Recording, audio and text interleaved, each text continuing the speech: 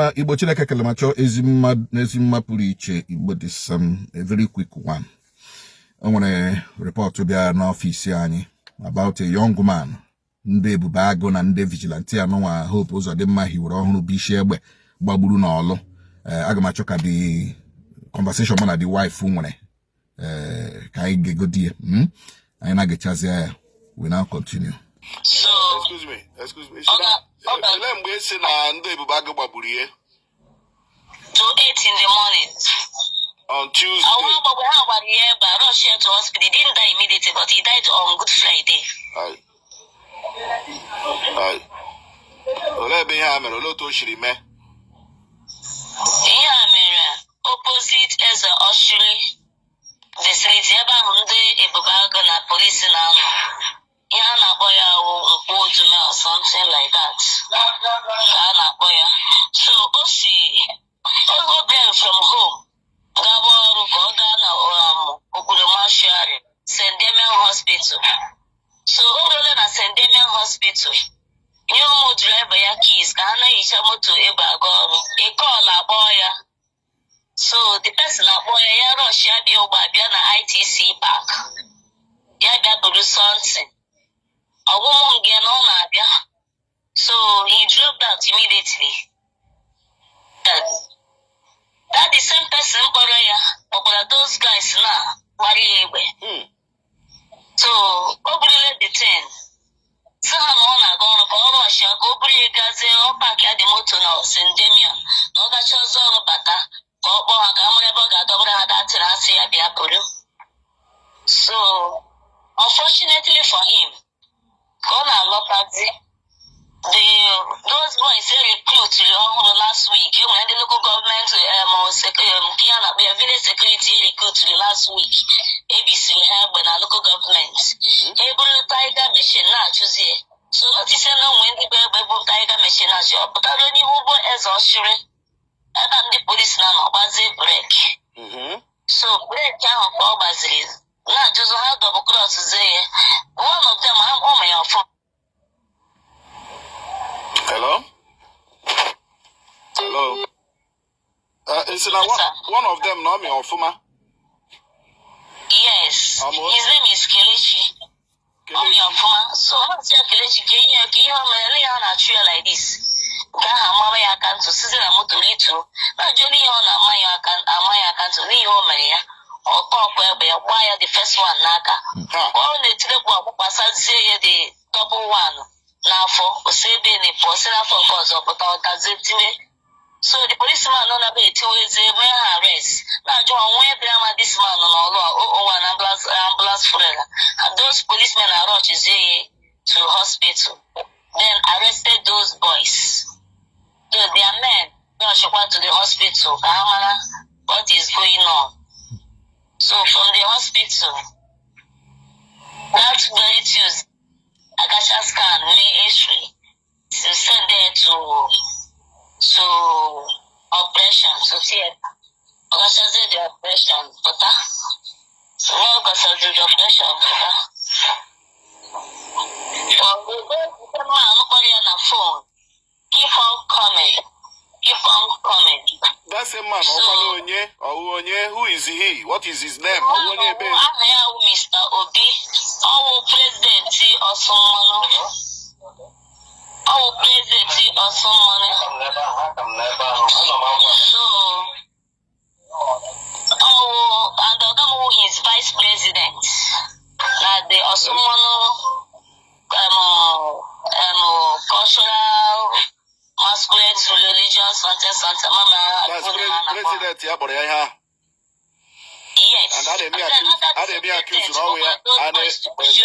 Hello. Uno they be accused now, president.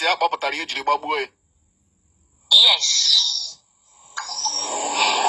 Because all that the same president to those boys to rush him. And when he hear the answer,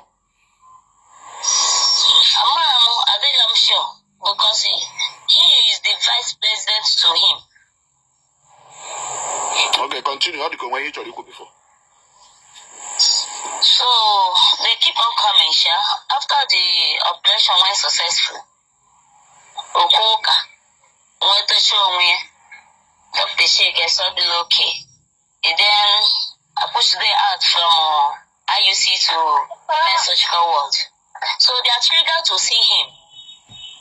And then you cannot see. One fateful evening, our pastor, pastor with the first and same aim to see him.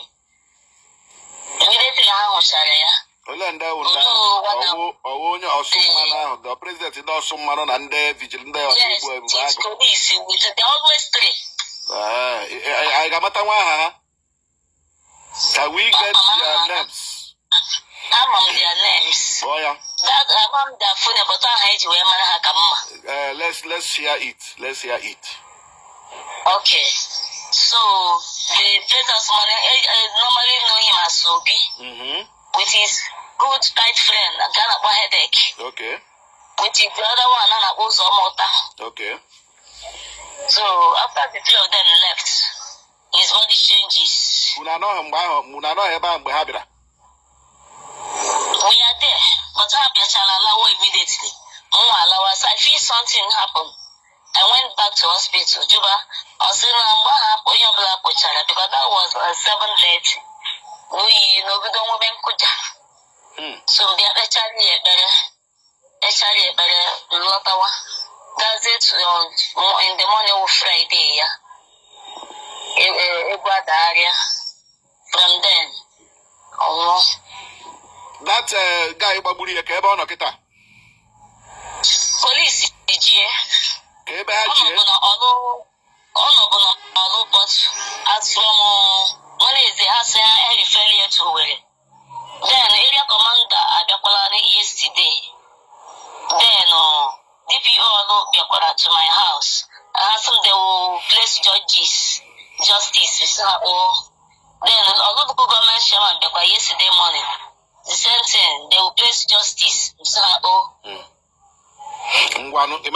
I'm a very, very quick one. The story to the Ebubagon and the vigilante. A post to Nolo. She babu this young man 001. I said the man on a boo on an ambulance on a bozu. Ote she babu this young man, Tuesday last week. Ababu the guy, Friday, Good Friday, young.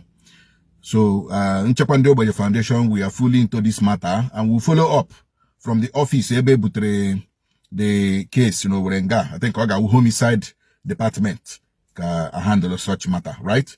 So we are going to follow up immediately. Once we conclude the family, we'll follow up this matter to make sure that justice is served. Finally, Hope Uzodinma bile bashi non de vigilante. Akushikwele hote shabebe. Because I remember Habude Ferrari. I remember this new vigilante. Ebe Buhane Ferrari. Akushikwele hote shabebe. Agwakura had the ethics of Ibebe. And you could have Hankushi. Notice she just will let mother buy a Ebagano. Ebaganche. Yeah? Notice she babu one madu. A man with a family. With whom I can in life. We will follow this thing up to make sure that vigilante goes to jail. Maheme here, how did he ma local government chairman no, ma any police officer in charge unu issue ngabaya. Because we will not allow anybody to go free. That is the law. Onye buru mmadụ ka ga-egbu. Ogbu ma na-eshina malo, ogba na-eshina ebala. That is the natural law. So onye awula ji this case ga be very careful with us. Anya anyị na ebe unu nọ. Anya anyị na ebe unu nọ.